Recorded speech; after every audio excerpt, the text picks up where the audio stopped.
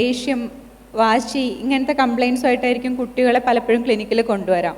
പലപ്പോഴും അവരുടെ അടുത്ത് സംസാരിച്ച് വരുമ്പോഴായിരിക്കും അവർ മെൻ്റലി ഓക്കെ അല്ല, ഹാപ്പി അല്ല, അല്ലെങ്കിൽ മാനസികമായിട്ട് പലതരത്തിലുള്ള സ്ട്രെസ്സ്, ആങ്സൈറ്റി, ഡിപ്രസീവായിട്ടുള്ള മൂഡ്, ഇങ്ങനെയുള്ള പല കാര്യങ്ങളിലൂടെ അവർ പോകുന്നുണ്ട് എന്നുള്ളതറിയാം.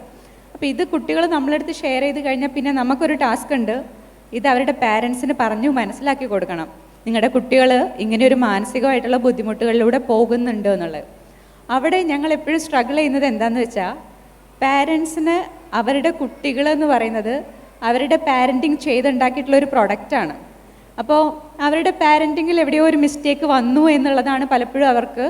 കുട്ടികൾക്ക് എന്തെങ്കിലും ചെറിയ പ്രശ്നങ്ങൾ ഇങ്ങനത്തെ രൂപത്തിൽ ഉണ്ടാകുമ്പോൾ അവർ റിലേറ്റ് ചെയ്യുന്നതോ അവരെ സെൽഫായിട്ട് ജഡ്ജ് ചെയ്യാണ്.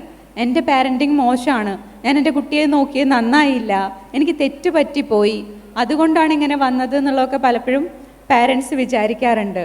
പക്ഷേ അത് അങ്ങനെ വിചാരിക്കുന്ന സമയത്ത് കുട്ടികളുടെ ബുദ്ധിമുട്ടുകളെ നമ്മൾ പലപ്പോഴും റിജക്റ്റ് ചെയ്യും. അത് അങ്ങനത്തെ വലിയ പ്രശ്നമൊന്നുമില്ല, അത് സിമ്പിളായിട്ടുള്ള കാര്യമാണ്, അത് മാറിപ്പോവും, അത് പഠിക്കണതിൻ്റെയാണ്, അത് എക്സാം ആയതുകൊണ്ട് മാത്രം വന്നിട്ടുള്ളതാണ്, അല്ലെങ്കിൽ അവൻ്റെ കൂട്ടുകെട്ടിൻ്റെ പ്രശ്നമാണ്, അല്ലെങ്കിൽ എല്ലാം മൊബൈൽ ഫോണിൻ്റെ പ്രശ്നമാണ്, സോഷ്യൽ മീഡിയയുടെ പ്രശ്നമാണെന്ന് പറഞ്ഞ് പലപ്പോഴും പാരൻസ് എക്സ്റ്റേണലൈസ് ചെയ്ത് കാണിക്കാറുണ്ട്.